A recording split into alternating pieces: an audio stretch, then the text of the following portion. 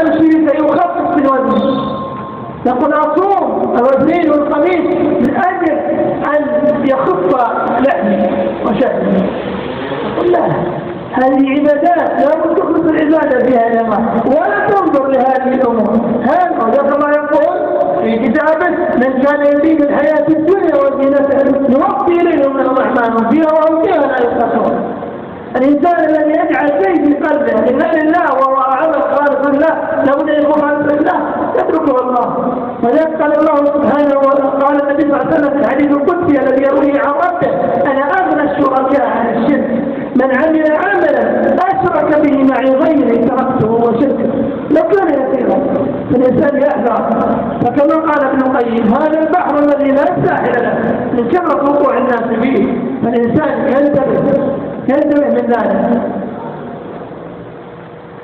Yang kedua dari syirik besar adalah syirik dalam tujuan. Syirik dalam tujuan artinya ketika dia beribadah tujuannya bukan untuk menyembah kepada Allah Subhanahu wa taala, tapi tujuannya adalah untuk mendapatkan bagian dari dunia ini. Dan ini kata Imam Ibnu Qayyim rahimahullah adalah bahrun la sahila lahu, seperti lautan yang tidak bertepi, karena banyaknya orang yang terjatuh kepada model kesyirikan yang kedua ini, yaitu ketika seseorang melakukan ibadahnya tujuannya memang adalah bukan untuk Allah, asal tujuan dari ibadahnya memang bukan untuk Allah Subhanahu wa taala. Terkadang ada orang beribadah untuk mendapatkan kedudukan, untuk mendapatkan pujian, untuk mendapatkan bagian-bagian dari kehidupan dunia ini. Sehingga terkadang ketika kita bertanya kepada seseorang yang bangun tengah malam, kenapa engkau melakukan qiyamul lail? Dia menjawab, agar saya sehat, agar punggung saya kuat. Kenapa engkau jalan menghadiri sholat berjamaah? Dia katakan, agar saya sehat, agar tubuh saya bisa lebih ringan. Kenapa berpuasa? Agar sehat dan sebagainya. Ini merupakan tujuan-tujuan pada selain Allah Subhanahu wa taala. Melaksanakan ibadah yang pada dasarnya memang tujuannya bukan untuk Allah Subhanahu wa taala. Untuk hal ini Allah Subhanahu wa taala berfirman: "Man kana yuridu hayatad dunya wa zinataha nuwaffi ilaihim a'malahum fiha wa hum fiha la yubkhasun." Barang siapa yang menginginkan kehidupan dunia, maka kami akan berikan amalan mereka di dunia dengan sempurna dan mereka tidak dirugikan. Tapi di akhirat, laisa lahum fil akhirati illan nar, mereka tidak mendapatkan di akhirat kecuali neraka. Dan Allah Subhanahu wa taala juga berfirman dalam hadis qudsi, "Aku adalah zat yang paling kaya yang tidak butuh dengan sekutu-sekutu. Barang siapa yang beribadah dan menyekutukanku dalam ibadahnya, maka aku akan tinggalkan dia bersama sekutu-sekutu tersebut." النوع الثالث من انواع الشرك الاكبر الذي يقع فيه جميع الناس ايضا شرك الطاعه. شرك الطاعه كما قال تعالى: اتخذوا احبارهم ورهبانهم واربابا من دون الله. فهنا والمسيح ابن مريم قال سألت هذه ولما قرأها النبي صلى الله عليه وسلم هذه الآية قال علي بن حاتم: يا رسول الله لسنا نعبدهم. قال: أليس يحلون ما حرم الله فتحلونه ويحرمون ما حل الله فتحرمونه؟ قال: بلى. وقالت: فتلك عبادتهم، فتلك عبادتهم، هذه عبادتهم، وهي من نوع شرك الطاعة، وهي تقديم طاعة المخلوق على طاعة الخالق وامتثال أوامره والسير عليها واعتقاد أنه هو هذا الآمر وهذا الناهي. نعم لو أطاعه وهو يعلم أن الله وأنه مخالف لطاعة الله هذا عاصي، ولكن يعتقد أن هذا هو الذي يفسد الأوامر وهذا هو الذي يحلل ويحرم. هذا يسمى شرك الطاعة وهو شرك أكبر والعياذ بالله. Yang kedua dari model kesyirikan adalah syirkut ta'ah. Yang ketiga dari syirik besar adalah syirkut ta'ah. Yang ketiga adalah syirik dalam ketaatan. yang seharusnya ketaatan kita sempurnakan hanya kepada Allah Subhanahu wa taala. Tapi ketika seorang mentaati selain Allah Subhanahu wa taala terutama dalam urusan halal dan haram, maka dia telah terjerumus kepada model kesyirikan yang ketiga ini. Allah Subhanahu wa taala berfirman dalam Al-Qur'an yang mananya mereka menjadikan pendeta-pendeta mereka, tokoh-tokoh mereka, pemuka-pemuka mereka menjadi arbaban min dunillah, menjadi tuhan-tuhan selain Allah. Adi bin Hatim yang dahulunya termasuk orang-orang yang kafir mengatakan kepada Rasulullah SAW, "Wahai Rasulullah, kami tidaklah menyembah mereka. Wahai Rasulullah, kami tidak menyembah mereka." Kemudian Nabi kita SAW mengatakan kepada mereka, "Bukankah kalian menghalalkan apa yang mereka halalkan? Bukankah kalian mengharamkan apa yang mereka haramkan?" Maka Adi mengatakan, "Iya." Maka Nabi kita mengatakan, "Itulah bentuk ibadah kalian kepada mereka. Itulah maksud Allah Ta'ala, kalian menjadikan mereka sebagai Tuhan." Ketika seseorang meyakini bahwa si fulan yang berhak menghalalkan, si fulan yang berhak mengharamkan, maka berarti dia telah terjerumus kepada syirkut ta'ah. Memang kalau ada seorang yang melanggar ketaatan kepada Allah, tapi dia yakin bahwa yang menghalalkan adalah Allah, yang mengharamkan adalah Allah, tapi itu dia langgar, maka dia bermaksiat. Tapi ketika seseorang meyakini bahwa si fulan yang menghalalkan, si fulan yang mengharamkan, bahkan kalaupun itu menyelisih apa yang dihalalkan oleh Allah dan apa yang diharamkan oleh Allah dia taati, maka berarti dialah yang dikatakan jatuh kepada kesyirikan model ketiga ini, yaitu syirik ta'ah, syirik dalam urusan ketaatan. النوع الرابع من أنواع الشرك الأكبر وهو شرك المحبة. شرك المحبة. قال الله سبحانه وتعالى: "ومن الناس من يتخذ من دون الله أندادا يحبونهم كحب الله." وهذا يسمى شرك المحبة، وهي محبة المخلوق وتجعلها أكثر محبة الخالق سبحانه وتعالى. ولو كان محبة الله تعالى واقعة في الإنسان لامتثل أوامره وابتعد عن نواهيه، فالإنسان لا يقدم الطاعات ولا يقدم المحبات ولا يجعل النيات ولا يجعل الدعوة إلا لله سبحانه وتعالى. فهذه الأربع أنواع لا بد تعرفها. من تجاوزها لغير الله والعياذ بالله وقع في الشرك الأكبر. هذه أنواع الشرك الأكبر. Yang keempat dari macam syirik besar adalah syirkul mahabbah, menyekutukan Allah dalam urusan cinta. Ketika seseorang lebih mendahulukan cinta kepada Allah selain Allah daripada kecintaannya kepada Allah, atau menyamakan cintanya kepada Allah dengan cinta kepada selain Allah Subhanahu wa taala. Dalam Al-Qur'an Allah Subhanahu wa taala berfirman, "Wa minan nas man yattakhidhu min dunillahi arbaban yuhibbunahum ka hubbillah, andadan yuhibbunahum ka hubbillah." Di antara manusia ada orang-orang yang menjadikan sekutu tandingan bagi Allah. Mereka mencintai tandingan itu ka hubbillah, sebagaimana mereka mencintai Allah Subhanahu wa taala, atau bahkan lebih dari itu. Ketika seseorang lebih mendahulukan cinta kepada Allah lebih mendahulukan cinta kepada selain Allah daripada cinta kepada Allah, maka dia telah terjerumus kepada syirkul mahabbah, syirik cinta. Lebih taat, lebih cinta kepada apa yang diperintahkan oleh selain Allah daripada perintah Allah. Inilah diantara tanda-tanda bahwa seorang jatuh kepada syirkul mahabbah. Inilah 4 macam syirik besar yang barang siapa terjatuh pada salah satunya, maka dia telah dikatakan jatuh kepada syirik besar.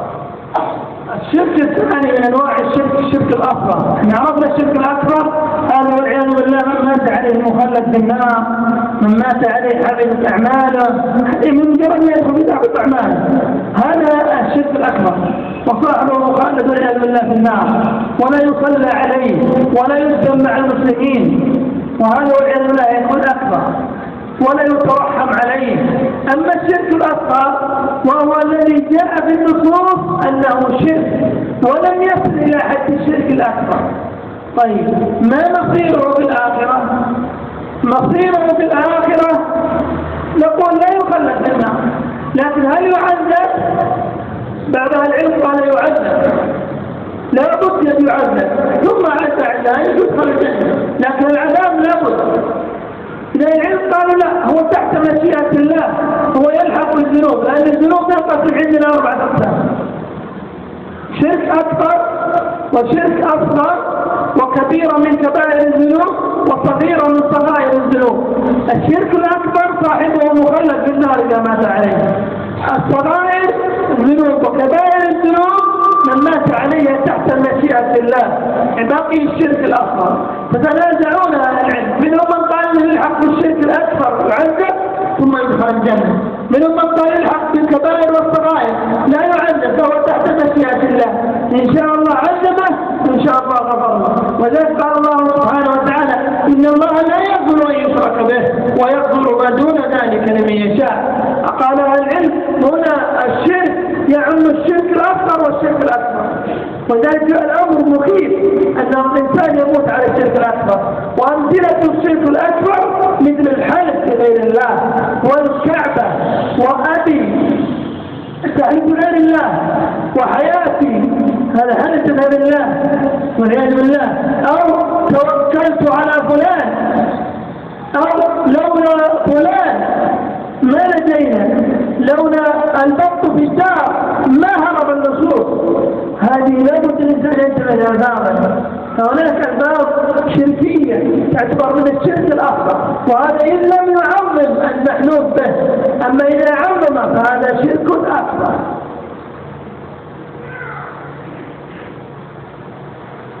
Kemudian model yang kedua dari kesyirikan adalah syirik kecil. Yang kedua adalah syirik kecil, yaitu apa-apa yang ada di dalam nusus dalam Al-Quran, disampaikan dalam Al-Quran maupun Sunnah Rasulullah Sallallahu Alaihi Wasallam yang disebutkan bahwa itu adalah kesyirikan dan tidak dijelaskan bahwa dia adalah syirik besar, maka itulah dia syirik kecil. Dan tentang syirik besar, orang yang melakukan syirik besar maka keluar dari Islam, tidak boleh disolatkan, tidak boleh dikuburkan di kuburan kaum muslimin, dan tidak boleh didoakan. Adapun syirik kecil, maka nasib dari pelaku syirik kecil ini diperselisihkan oleh para ulama. Sebagian ulama kita mengatakan pelaku syirik kecil tahtal masyiah, berada di bawah kehendak Allah SWT.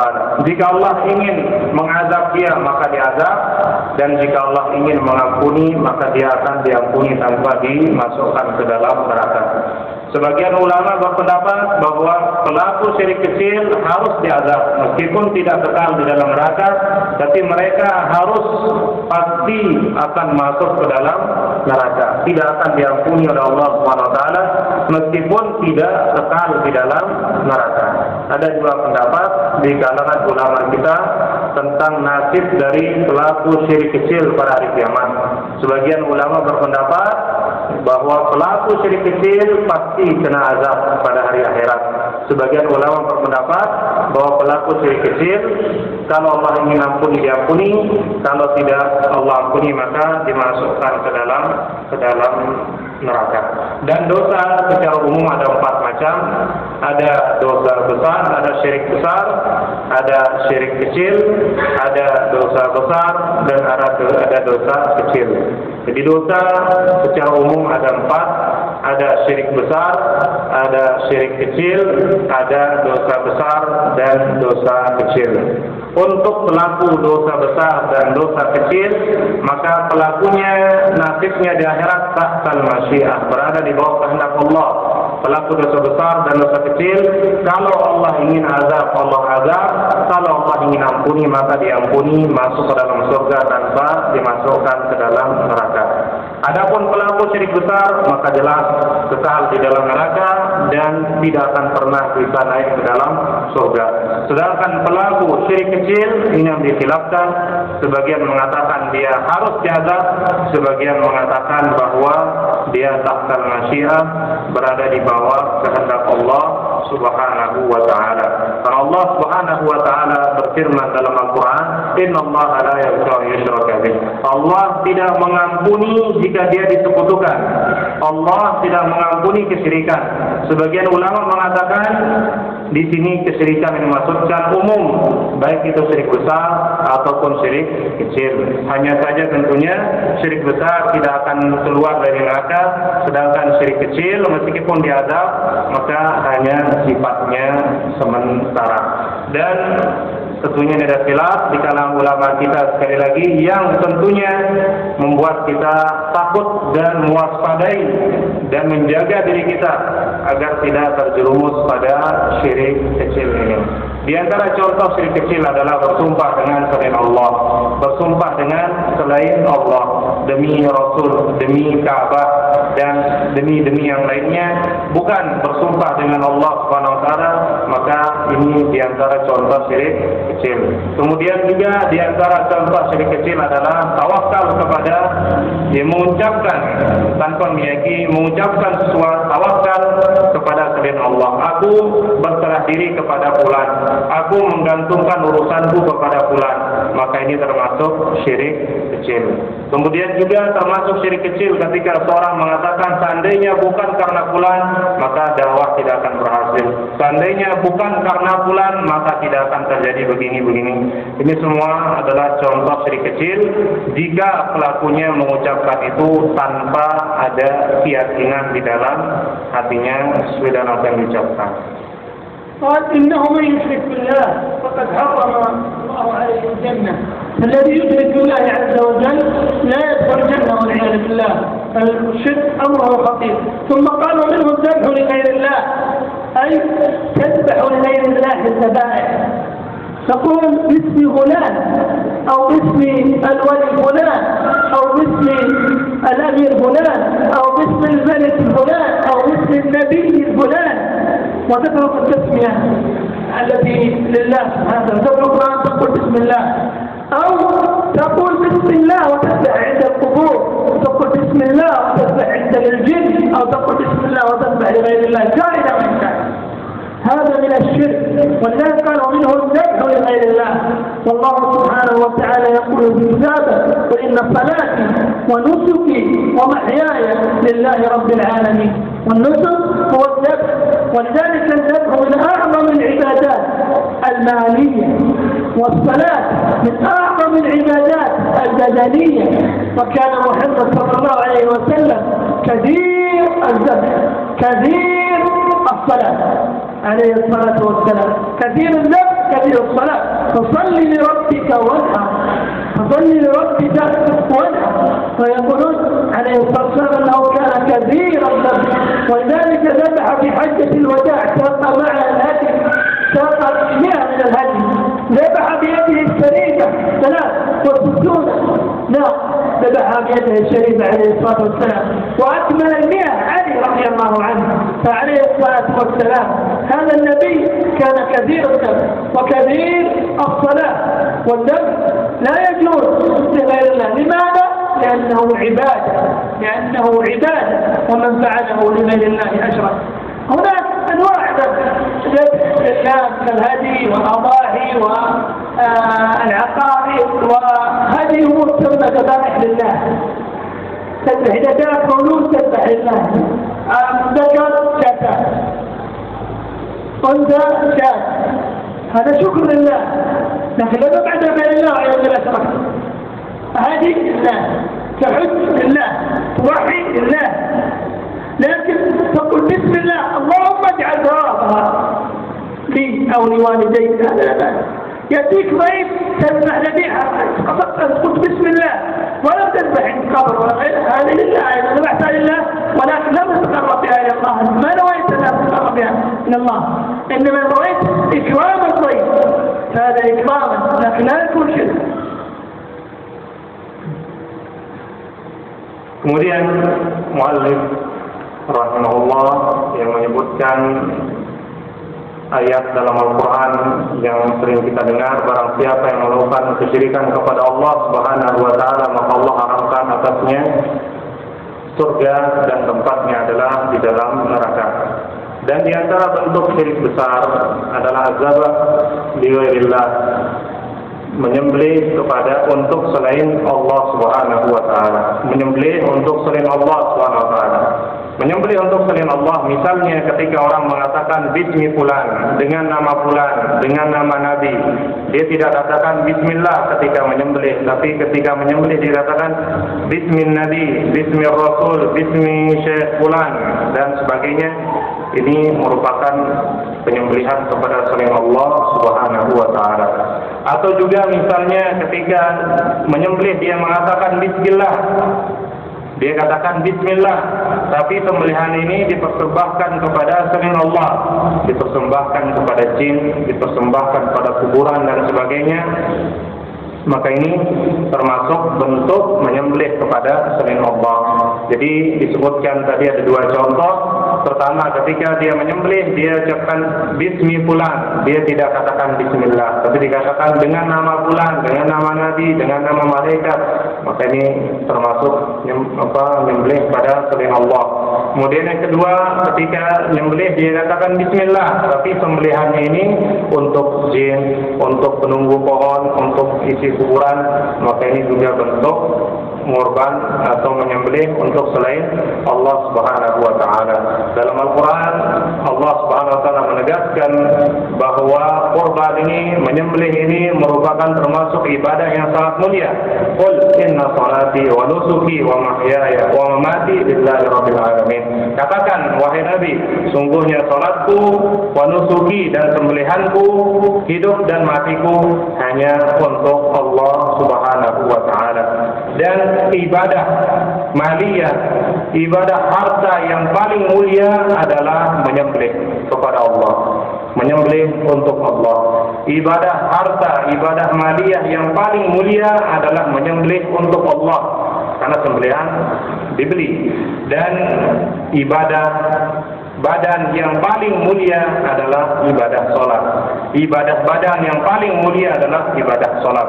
Oleh karenanya Rasulullah Shallallahu Alaihi Wasallam adalah orang yang paling banyak sholatnya, orang yang sangat banyak sholatnya, dan orang yang sangat sering menyembelih untuk Allah Subhanahu wa taala. Nabi adalah orang yang sangat banyak sholatnya dan juga sangat banyak menyembelih, mempersembahkan sembelihan untuk Allah Subhanahu wa taala.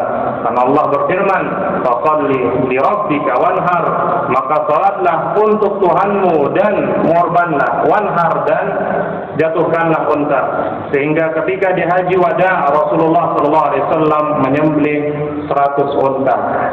Menyembelih 100 unta yang beliau sembelih sendiri, yang beliau nahar sendiri untanya sebanyak 63 unta beliau jatuhkan sendiri, dan sisanya diberikan kepada, diselesaikan oleh Ali bin Abi Thalib radhiyallahu taala anhu. Di antara contoh menyembelih untuk Allah Subhanahu wa taala seperti udhiyah, seperti kurban di bulan Dzulhijjah tanggal 10 dan seterusnya. Kemudian juga akikah ketika seorang dikaruniai keturunan oleh Allah Subhanahu wa taala. Kemudian juga hadiah untuk orang yang berhaji dan sebagainya. Ini semuanya